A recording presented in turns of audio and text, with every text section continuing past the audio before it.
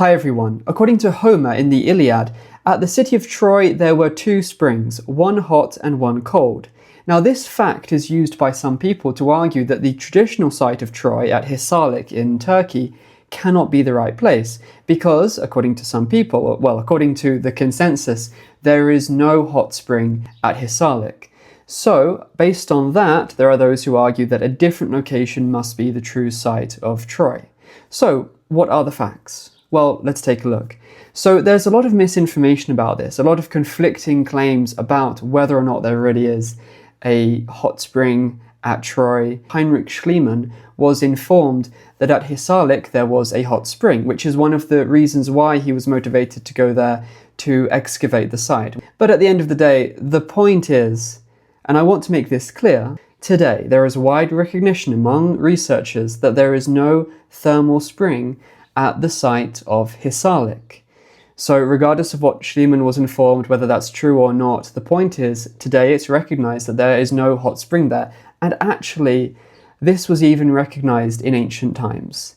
In Strabo's description of the Troad, he refers to the traditional site of Troy, the site which continued to be inhabited in his time. It was called Ilium in his era, in the Roman era. It was Ilium, a Roman city, and Strabo believed that that wasn't the site of Homer's Troy, but we now know, or rather, there is wide recognition that it was. And this was the general consensus in ancient times. Strabo was the exception when he disagreed with that being Homer's Troy. Now, one of the reasons why he disagreed with that being the site of Homer's Troy is the fact that, as Strabo recognized, there is no hot spring at the city of Troy.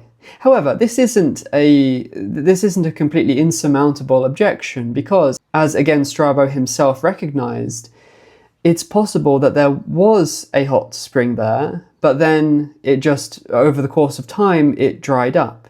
This can happen quite easily. Springs are caused when there's an opening in the ground beneath the natural water level of the region, so water flows out of it. Now, if, for whatever reason, the water level went down over time, over the centuries, and a lot of centuries have passed, then obviously the spring would no longer be flowing. Also, it's possible that an earthquake could have sealed up the hole. So there are these explanations for why there's no longer any hot spring there. But nevertheless, the fact that there isn't one there today, and wasn't in ancient times, at least as far back as the time of Strabo, is used regularly as an objection against identifying Hisarlik as Troy. So if we could clear this up, if we could actually identify a hot spring at Hisarlik, then that would go a long way to reinforcing the identification of this site as the site of Homer's Troy. So, can we find it?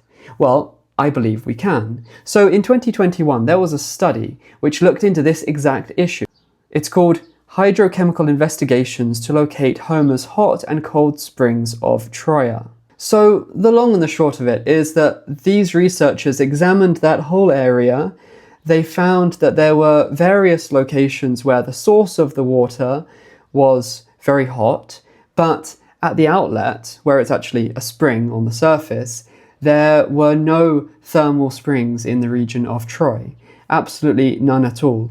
So this appears to confirm what's been the general consensus for ages, that there's no thermal spring at the site of Hisarlik. But it gets a bit more interesting than that, because they also considered the idea that maybe there was a hot spring in the past, but because of the water level going down, or because of an earthquake or whatever, it is no longer there, but it used to be there. They considered that possibility. However, their geological examinations actually suggest that that's not true either. Regarding certain geological signs of a previously existing hot spring, they said, in case of the scalings, none of such types of mineral crusts are reported for the area around the national park by any of the dozens of travellers to the Troad, nor could the geological mapping give any indication for a geothermal field that could have existed prior to a potential earthquake. So in other words, their conclusion is that there's no evidence that there ever was a hot spring at the site of Hisarlik. So that's really interesting, isn't it? So there's wide agreement that Hisarlik is the site of Troy, and it matches in various elements. And yet, there doesn't appear to have ever been a hot spring there. So, does that contradict what Homer wrote about there being a hot spring at Troy? Well, these researchers did come up with an explanation to explain away this problem. So they pointed out that there are some springs which have a certain temperature which does fluctuate a little bit over the course of the year, but not as much as the air temperature. So for a thermal spring to appear hot, or at least warm, all it needs to be is warmer than the surrounding air temperature, whereas for it to be cold, it just needs to be colder than the surrounding air temperature.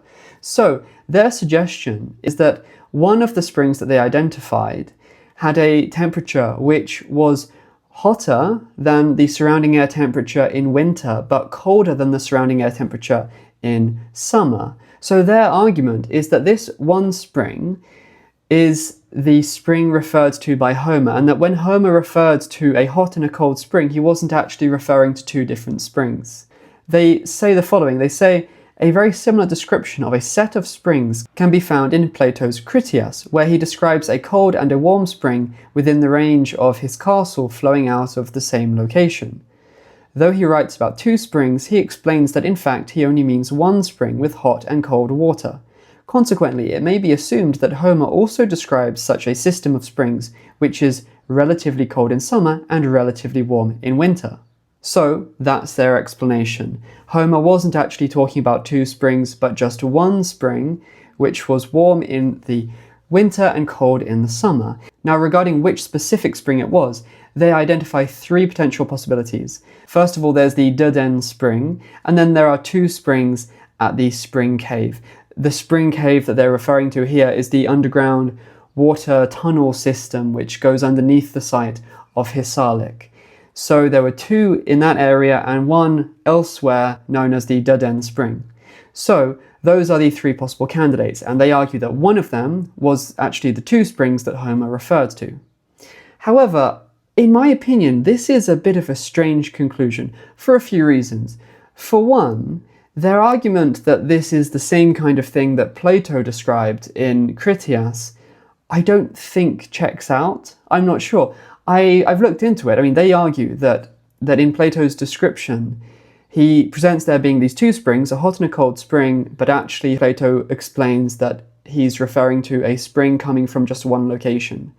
I haven't been able to find any support for that. In the actual wording in Critias, I can't find any support for it. I haven't been able to find any other commentaries of Critias that mention this idea. So I have no idea where this idea comes from. This might just be my ignorance, but I really haven't been able to find any support for it. So I am extremely suspicious of that idea. And when we read Homer's account, it clearly sounds like he's talking about two different springs. I don't think this idea that he's talking about just one spring that's hot in the winter and cold in the summer, I don't think that stands up to scrutiny. It really doesn't seem to match what he actually describes in the Iliad, as far as I can tell. I would argue that there is actually a much more coherent explanation using the very information that these researchers found.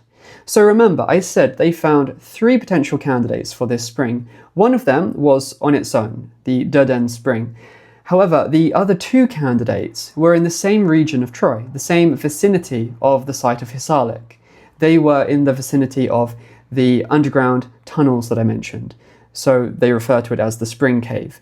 So these underground tunnels, they're massive, and at the entrance, one of these springs was 10 meters behind the entrance. The other one was 120 meters behind the entrance. So they were presumably around about 110 meters apart. So when we take into account just how big the site of Hisarlik really is, including the lower city, the vast lower city, then these two springs, just 110 meters apart, could surely be described as being within the same vicinity. So when Homer describes Achilles as chasing Hector outside the city of Troy, to me, this location, the entrance to the spring cave, as it were, the entrance to these underground tunnels, that fits the location that Homer refers to. It's a general match, obviously, there's nothing specific about it, but it fits generally speaking. It matches the basic idea that Homer describes here. So, could it be that these two springs are the two springs that Homer refers to? why would we need to explain Homer's description with just one of these springs and say that he's actually talking about one spring that's hot in the winter and cold in the summer? That doesn't make any sense. Now, as it happens, these two springs are different temperatures. So when we look at this chart they've presented here, we see that they've got the three springs shown here. One of them is QHE, which is the one which is just 10 meters behind the entrance of the spring cave. The other one that we're interested in is the one called QS4, which is the one that's 120 meters behind the entrance of the spring cave. So we see that they do have similar temperatures. However, if you look at the temperature of QS4 in comparison to the air temperature during winter, then we see it's considerably hotter than the temperature of QHE in comparison to the air temperature. So during winter, of these two, QS4 would feel much warmer than the other one, whereas in summer, they're both much colder than the air temperature. So both of them could be described as cold. But in winter, one of them would be especially notable as being warm, whereas the other one not so much, because it's not that different from the air temperature. So I like the idea that these researchers have presented, that Homer's hot spring was just hot in the winter, and it wasn't a really hot thermal spring that was hot all year round, but just that it was hot relative to the air temperature in winter. I like that idea. But I don't see why we would need to limit it to one spring. I think that this idea that they've presented, it works well to explain the two springs that Homer mentions, since one of these two springs that they found was considerably hotter than the other during winter. To me, it seems like an obvious solution that when you've got two springs in the same vicinity of the site of Hisarlik, as they found here, and one of them has a hotter temperature relative to the air temperature in winter, then that would be the hot spring, whereas the other one would be the cold spring. So that, I believe, is the true explanation for the apparently missing hot spring at the city of Troy. So at Hisarlik, we've got these two springs, we've got QHE and QS4. QS4, in my opinion, is the hot spring mentioned by Homer, the one which is 120 meters behind the entrance of those underground water tunnels that go underneath the site of Hisarlik. So in my opinion, that's the explanation for the missing hot spring of the city of Troy. For now, let me leave you with this question. When did the Anglo-Saxon invasion of Britain really happen? Well, if you'd like to know the answer, then come back next time for my next video.